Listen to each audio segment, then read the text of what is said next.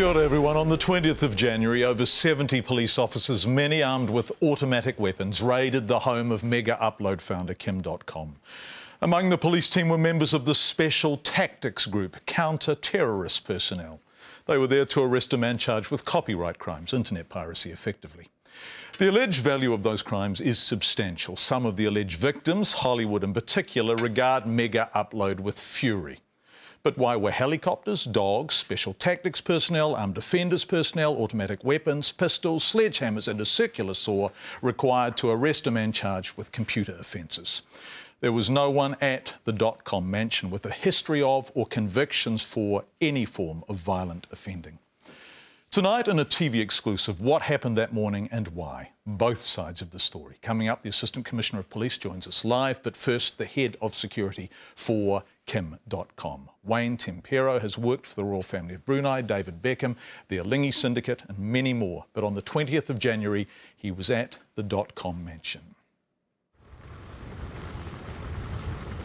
I was in bed, quarter to 7 in the morning, I think it was, and I heard this horrendous noise. And I knew it was a helicopter.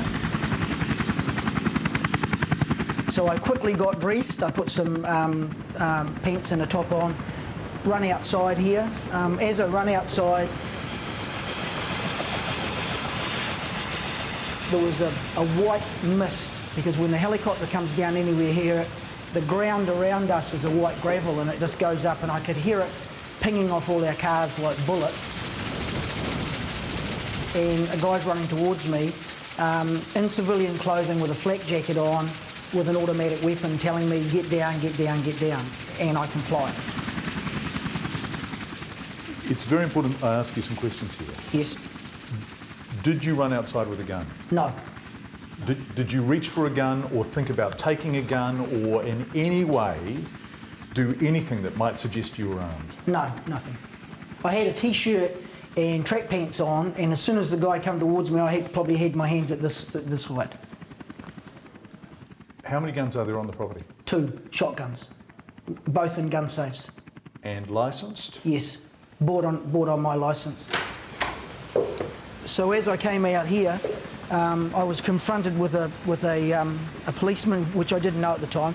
At no stage did anybody yell out police.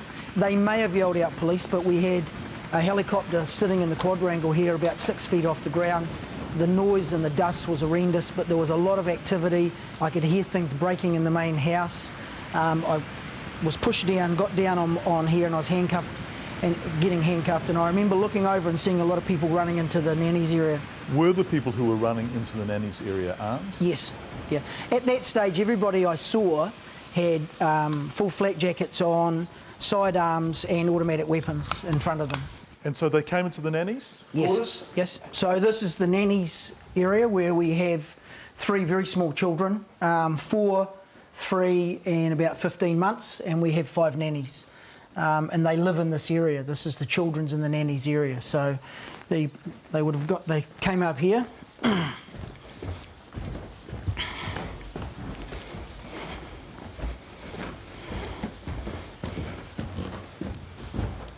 So the first door that they came to, that was one of the nannies' doors, was this one here. They splintered it. Oh, it looks like a kick. It looks like a kick to me. They've come in here. By this time, there was one nanny in here. She'd got out of bed. She was almost hysterical.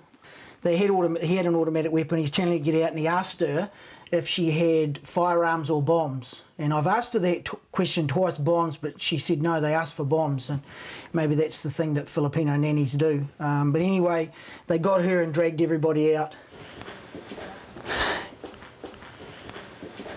So on the initial part where I was handcuffed here on the ground by 2 officers, and then I was helped up and taken over here onto the grass.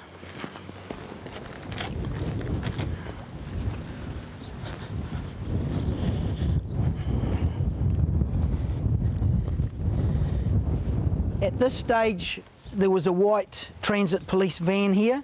I believe it had dogs in it. They were making a lot of noise. And I was sat down on the grass here beside the van. Beside me were Gino and George, two of the security guards that had been at both gates who'd been grabbed first.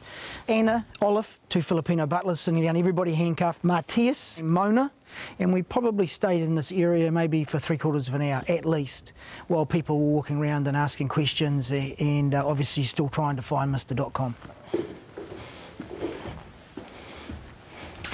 So up here is the private residence. On both sides of the staircase there are several entrances into it, but this is the main one.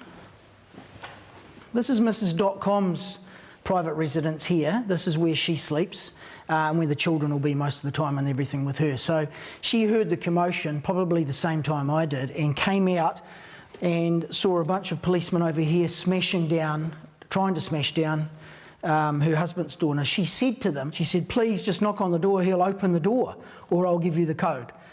They said to her, you need to go downstairs immediately. She went back inside and put her slippers and a robe on and then was taken downstairs. So this area here is Mr. DotCom's private residence of this house. This is what Mrs. DotCom heard. They were trying to bash in to get to the boss, and eventually, as you can see, got in. They would have walked in, and the bed was made. This is his day bed where he does most of the work, and as you can see, he either pressed the panic alarm from this area or the other area, which I'll show you as well.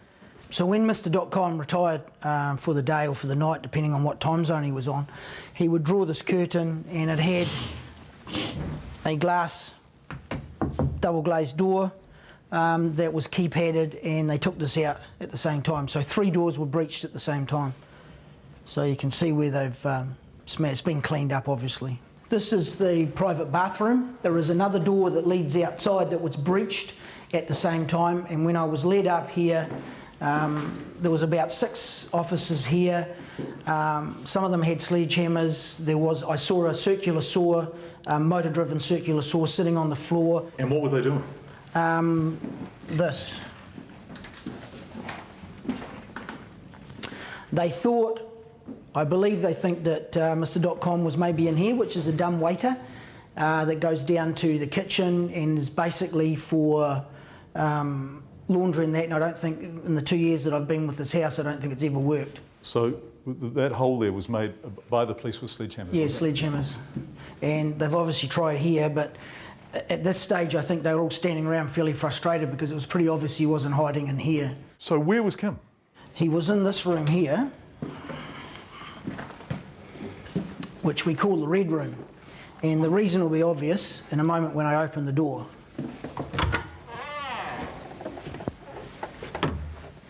So this is the red room, and it's red room because of the red carpet.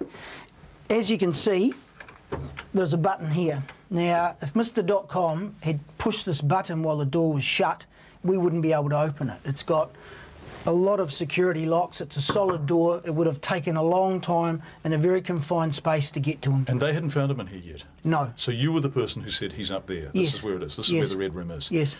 Once again, I want to ask you the question. Did you build the red room, or was it in the Crisco mansion when you bought it? No, this was here. This was here. So you didn't build this room? No. No. Again, it's on the plans. But your procedure was, in the case of an extreme emergency where something like this was going on, where the house was being raided by people with guns, he was to come here and you would look after the family? Yes. Wayne, this is a very important question, and I want you to tell me totally the truth. Mm-hmm.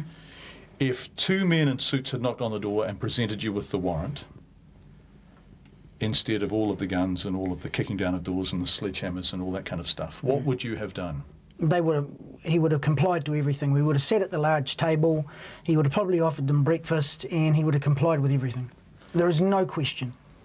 Would he have done anything to try and destroy the hard drive, to take down Mega Upload, to delete any of the sort of evidence that might be used against him? Would he have done anything along those lines in those circumstances? Certainly not. Why would he? He'd be destroying his defence. Nothing.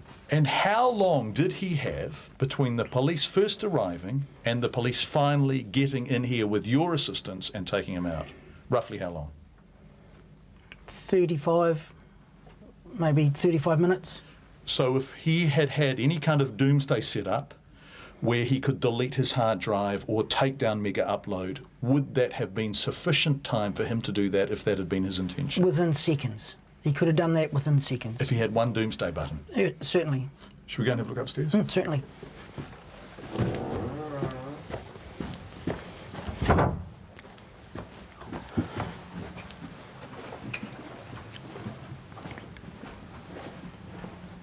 Okay, this is the red room. This is basically an attic at the top of the house. The gun safe was here. When the police say, we believe our response was appropriate, is that the evidence that supports that gun safe? Supposedly, yes. Do you think it supports that? No. No. The reason the gun safe was there, because there's two secure areas in this house, as far as I'm concerned. One, my room, which is the secure room, it's never left unlocked. The other one is up here. Very limited people know that this room ever exists. Now, it's an ideal place to have. You could put anything up here. So it was there, it had the key in it. Yes, there was a shotgun in it, but according to the police, he was found by this pillar here, which is, as you can see, is at least 30 feet away from it. He'd never gone near it.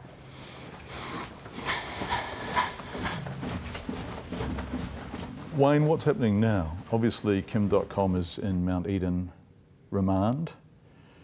Mona's still here, the family's still here, you're still here, full security's still here, the house is still working as much as possible as normal? Yes.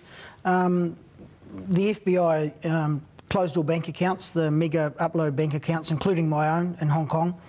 And then also they stopped the Mega stuff, which was the New Zealand side of the company. So all the contractors, all the staff, no one's got paid.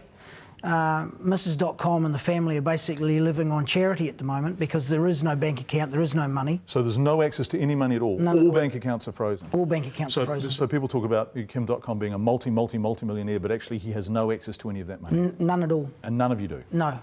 What's your assessment of why this was such a big operation?